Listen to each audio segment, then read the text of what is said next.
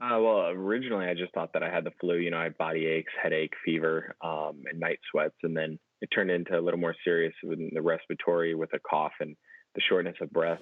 So there's a lot of information going out in the news and the media right now about the coronavirus. I became symptomatic a few days ago, got my test results back today, and they are positive.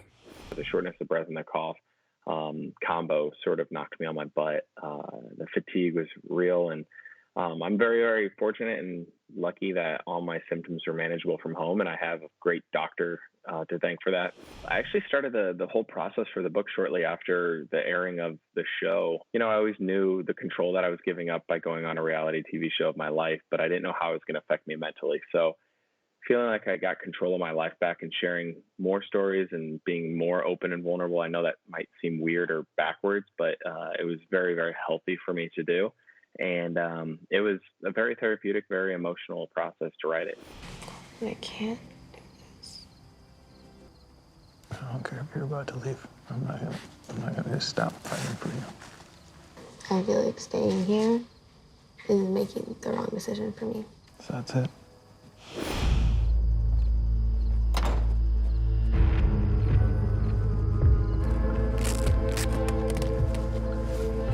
Colton.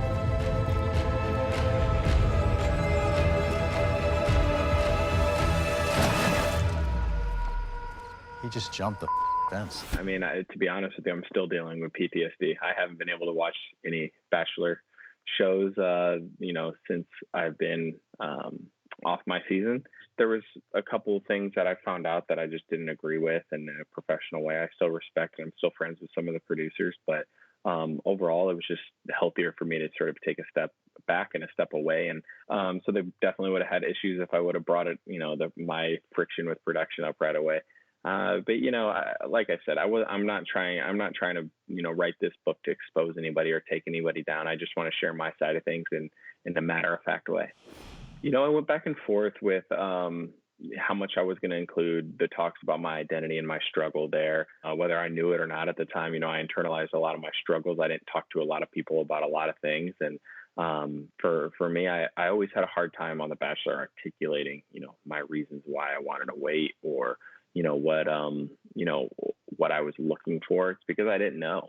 I really didn't. I didn't know what made me me. I didn't know why I made some of the decisions that I made in my life before. And I didn't really realize that until I wrote the book.